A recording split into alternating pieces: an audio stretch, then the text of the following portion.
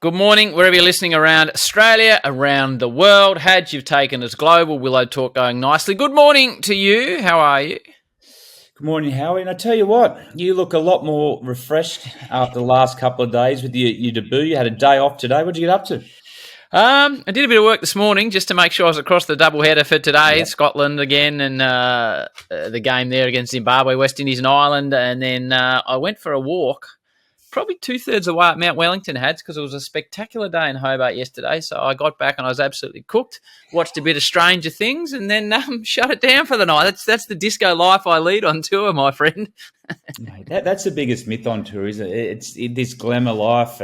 But mate, we spend a lot of time, don't we, by ourselves, finding things to do, walking around the streets, looking lost, finding a coffee shop, running up hills. But we're lucky men, but it can get boring. I remember Flem telling me a story. You know, it's Netflix now, so as I said, I was watching Stranger Things, but I remember Flem telling me a story about an early tour to Pakistan, and he took a VHS machine and a couple of movies that he just loved and just had them on high rotation. 100%. I remember going also to Sri Lanka, and you remember where you find that shop where you get the $1.50 DVDs and guys coming back with it.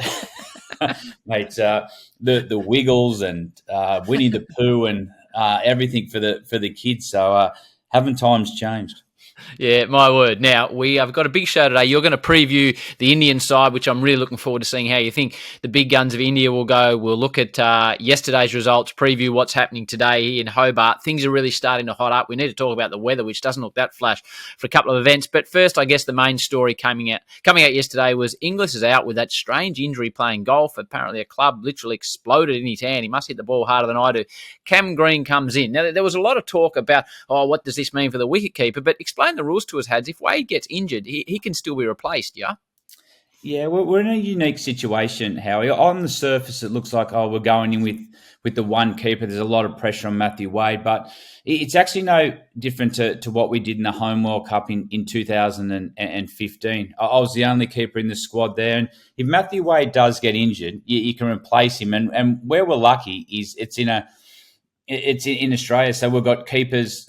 Josh Phillip is playing state cricket. You got Alex Carey, so they're all playing cricket. So probably the smart decision from a keeper's point of view is not to have someone in the squad, because then they wouldn't be playing any cricket. This way, they're playing cricket and they'll come into the tournament. If something does happen to Matthew Wade, and we hope not, because he's one of our form players, they'll come in with some form behind them. Did you have, from memory, an ankle issue or something? I remember reading stories about you leading into the Victorious, what turned out to be the Victorious 2015 World Cup. Yeah, I did. I remember our last training session. I trod on a ball and did my ligaments in my ankles. So Alex Contouris, we sat up all night. We got through the first game, but we had to make a decision on that night. It was literally one of those where you're up every 20 minutes on the hour ice in it. He had some good drugs to get me through that game, because if I had pulled out there, I would have had to miss the whole tournament. So I'm pretty confident Matty Wade is a fighter. Matty Wade, he'll be fine. But if he does get injured, the backups are actually playing cricket, which is a plus. Just on the situation with Cam Green coming back into the squad, it puts the top 6, top 7 on notice, because he didn't do that well, admittedly, back in Australia, but he started his T20 international career wonderfully well in India. So in some ways, it was very unlikely Inglis was going to play unless Wade was injured. So I see it as an advantage for Australia bringing a man in that can bowl 140 on bouncy decks and has proven that now he can hit a long ball. Yeah, I actually think now our squad's stronger. I think we went into this tournament even with Inglis having the strongest squad in the tournament. But to put Cameron Green in there now, he gives us so many options. He can bat up the top of the order. If one of the fast bowlers get injured now, I'd be very surprised if Cameron Green didn't come in and strengthen our batting. And if you look at our batting lineup, we're going to play a power game. We're going to play a high-risk game. So to have that extra batting to Green would be a bonus. So we wanted him in the squad. We didn't think it would be for a short, fat wicketkeeper with a 6'7" all-rounder. But I'm glad he's in. He's world-class. I love watching him because every time we watch him, Howie, he's learning on the job, and he would have learnt from the 2020s he played in Australia. And if he gets another crack in this World Cup, he's going to show everyone why he's such a superstar. Yeah, speaking to some of the Aussie boys during the recent T20 International Series, I did a couple of games in Canberra, and they said every time you see him play in the middle, every time he gets in the net, he's doing something better. They are enormous rapture. You know, they're all superstar cricketers, but they are saying this man could be a whole nother level. We'll talk about the rain a little bit later in the show and the financial implications of it, but I noticed Adam Zampa said he likes to prepare for it by getting the cricket ball and dunking it in a bucket of water to get used to it, Hadsy. Yeah, that's not an uncommon practice. We used to do that a lot in one-day cricket, especially when you toured the subcontinent, where dew was such a big part of the result over there. So, mate, Adam Zampa, what I like about him, he's a bit different. He thinks outside the box. He lives up near Nimbin now. He trains with a bucket of balls and bowls on a synthetic. But you know what? In this day and age of professional sport, I like how he owns his own preparation. I tell you, one of the most interesting, and this shows the great players to the really good players with preparation. I remember in the 2007 World Cup, we had a bowling machine with us, and it was basically just for Matthew Hayden. And he put it on a length, swinging in, and he just used to practice whacking the ball over mid-on, hitting them miles and miles, losing them in the sugar canes of the West Indies. And I remember watching, gee whiz, seems quite extreme. Then it all made sense in the first meeting leading into the South African game. We're talking about Sean Pollock, and I was thinking, I wonder how they're going to approach this, get through Pollock's spell, we'll build our innings. And Haydos goes next. And I thought, hey, hang on a minute. We've got to talk about the number one fast bowler in the world. And Ricky Ponting sort of looked at him and said, what do you mean? He said, no, I'll take care of Sean Pollock. Next, everyone. And he dismissed it. And I was thinking, well, that's pretty brave. Anyway, Haydos got 100 off 60 balls. And he'd practiced that much, and he was in such routine where anywhere he pitched, he just swung through. He kept looking down at the wicket, beautiful swing in the bat, and the ball just disappeared. But what the great players do, he practiced for that moment for 3 solid weeks. He didn't really worry too much about the games. He was practiced for that moment. And at the end of the game, when he walked off, I was just in awe. And at that moment, you realise that's why these guys are different to the normal player. Okay, Hads, let's talk about one of the glamour squads of the tournament as we go into full preview mode. The Indians, when you have a look at their lineup and all the experience they have in the IPL, I know they're playing in Australia, but for mine, they pretty much go in as favourites just about every short form tournament they play because their players are so experienced, especially in this format of the game. When you look at them too, Rahul, Sharma, Kohli, Yadav, Ashwin, Patel, Shami, they'll obviously miss Jasprit Bumrah and then Hardik Pandya, one of my favourite players in world cricket. Some of the sixes I saw him hit at the SCG last summer was extraordinary. Can they go all the way? Yeah, Howie, we're talking about a powerhouse of this form of the game. And I've had a close look over their squad. And the obvious ones I can sit here and talk to you about is Sharma, KL Rahul, Virat Kohli. And then have you look at the bowlers. They've lost Bumrah. They've still got a really strong spin balance in their squad with off-spin, left-arm orthodox with Axel Patel.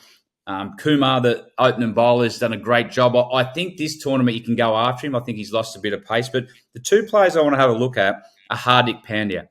This guy's an out-and-out match winner, Howie. You would love him. Not only just the way he bats, that his presence in the field. He wants the ball in the big moments. I think you're going to see Hardik Pandya take a lot of Bumrah's overs. You can use him up front. He swings the ball.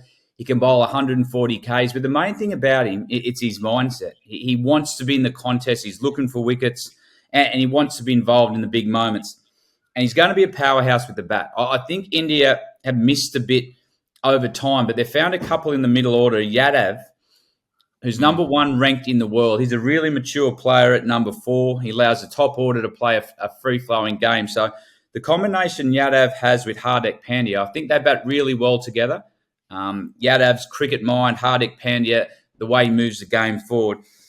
But there's one little selection. I'm not for it. Denish Karthik and Pant. Now, this interests me because Denish Karthik, he was commentating a year ago. He's in the commentary box, and now he's back out in the middle. So, okay, I'm fascinated by this because I know who I want in the side. Who are you going for? Well, on the surface, Denish Karthik has been outstanding. He's been outstanding Brilliant. since last IPL. The way he's come in and played that finisher role, he's taken his game to a new level.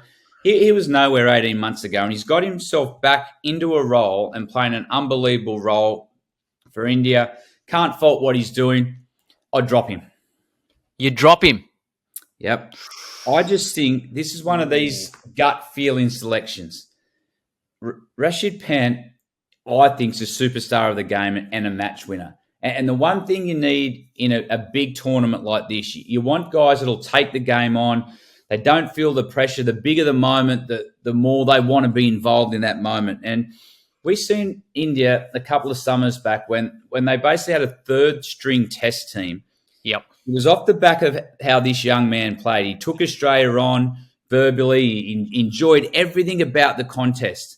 The grounds are a lot bigger here. I think Denish Karthik might struggle a little bit with his touch game there. I just think it's one of those gut feels I'd go with and put him straight in the team just because he loves the big stage. And it's got no rhyme or reason with statistics. It's just a gut feel that this kid will take this World Cup on and win India the big moments they need. I love what you're saying. If I had to choose a player of the tournament, I'd go Hardik Pandya because he's a rock star. He's got the earrings, the tats, hits a massive ball and bowls really well. I was looking at this team today and there's no way I'm picking an Indian team without Rishabh Pant. I saw him in Brisbane win that test match off his own bat. I guess the only question is, could you play Pant as a batsman and put Karthik in as a keeper batsman, or are you just wasting some of your big gun Indian top six batters to do that? Well, they've done that in the past, Howie. They've played them both, but I think Pant, and this is a pure gut feel for me. This is one of those selection things. You just got to go with your gut sometimes. And I like Pant keeping. I think if he's keeping well, that rolls into his batting. He gives a presence out in the field. And I just think he's one player that you want in those big moments. Same as Hardik Pandya. He captained the winning IPL team. Now, he wants to be involved in those big moments. And those two players, to me, how I'd sum them both up, is they're just out-and-out winners. They find a way to win. They can move the game forward. And I would have both those guys at 6 and 7, wherever you want to bat them, or 5 and 6, because they're just out-and-out winners. Sorry, you mentioned, but you're out. Well, I hope he's not listening to Willow Talk, and he'll be ringing you immediately. The other bloke we need to speak about is Virat Kohli, coming off, in his terms, a quiet stint, but in the last sort of 4 months, he's really started to fire again. I take you back, Hadsy. I take you back to a match at the SCG in 2018 when there was just a bit of verbal between Virat Kohli and a man by the name of Brad Haddin. Have a listen. Oh, Brad Haddin, welcome to the crease. And he's turned the back on it too, Brad Haddin. Thank you very much. There you go. How do you like that one, Virat? I think he said. Well, you can glare back now, Brad. Unbelievable. That is a phenomenal start. I can't believe that's first ball. Just rocked up. And when he hit it, he just turned his back.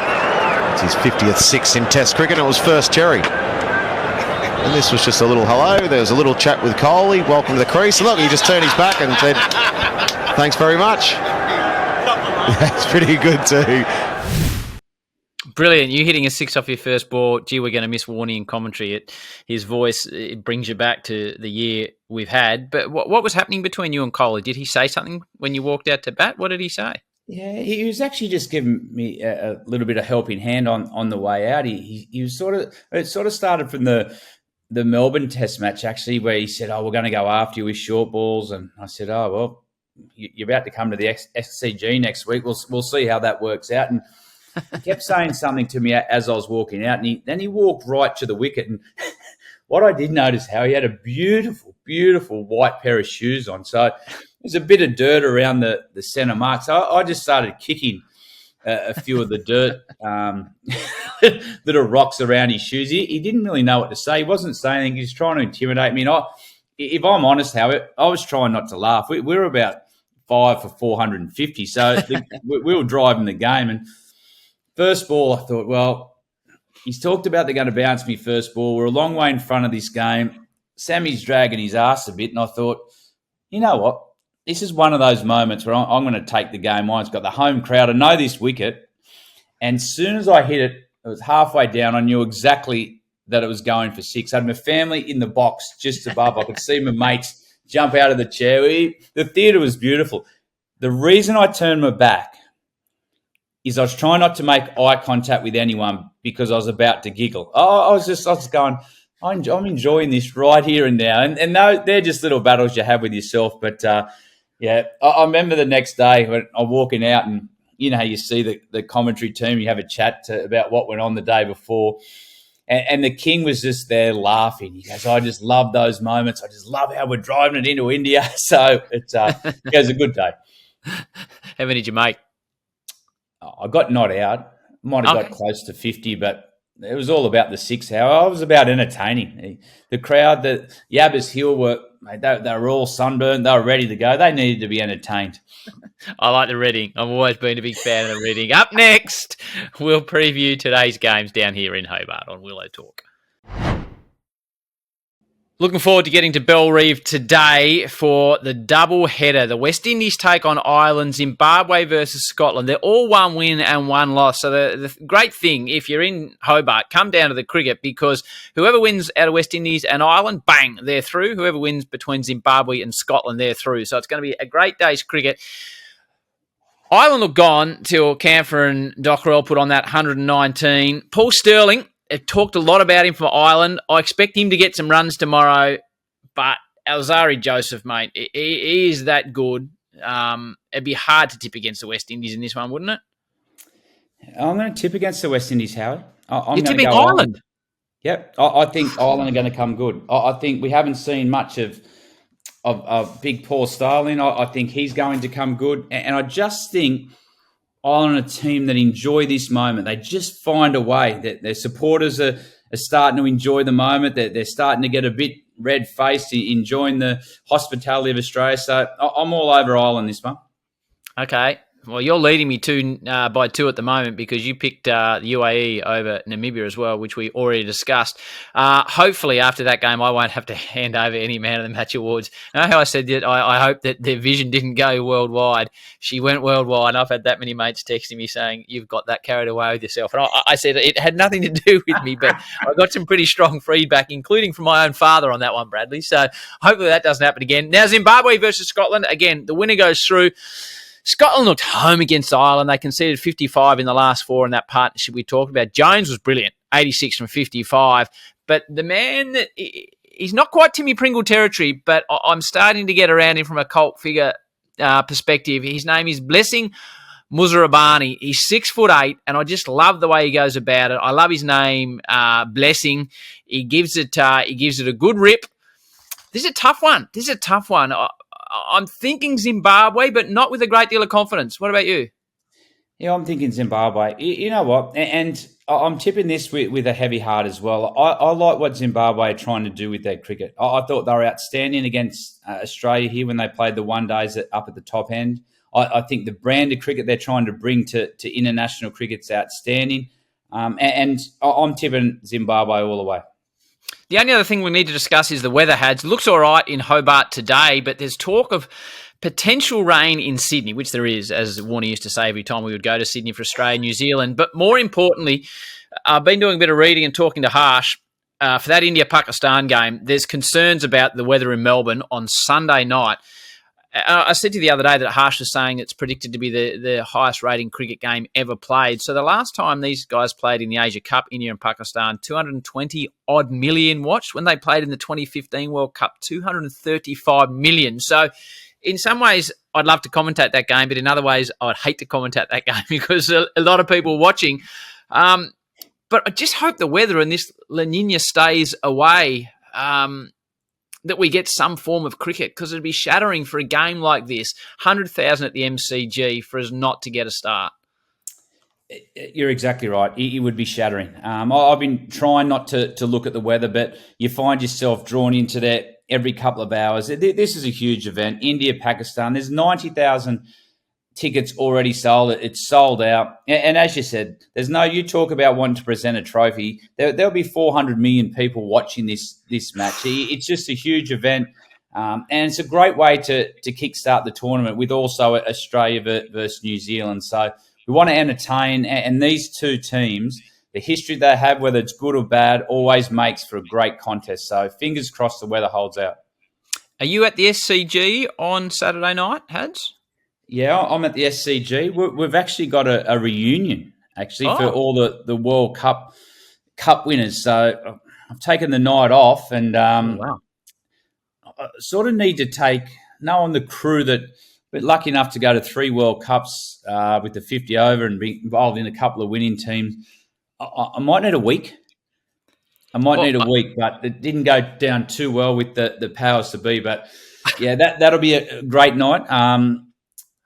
Whatever, I just want to apologise beforehand to all our Willow Talk listeners. I know it's growing fast daily. Do not hold it against me what I say after that night. Well, hopefully we get to air on Sunday, but I will see you tomorrow before that, and hopefully we can do it in person, and we'll have a chat about Australia and New Zealand and the other Super 12 games coming your way. You've been listening to Willow Talk. Good on you for tuning in.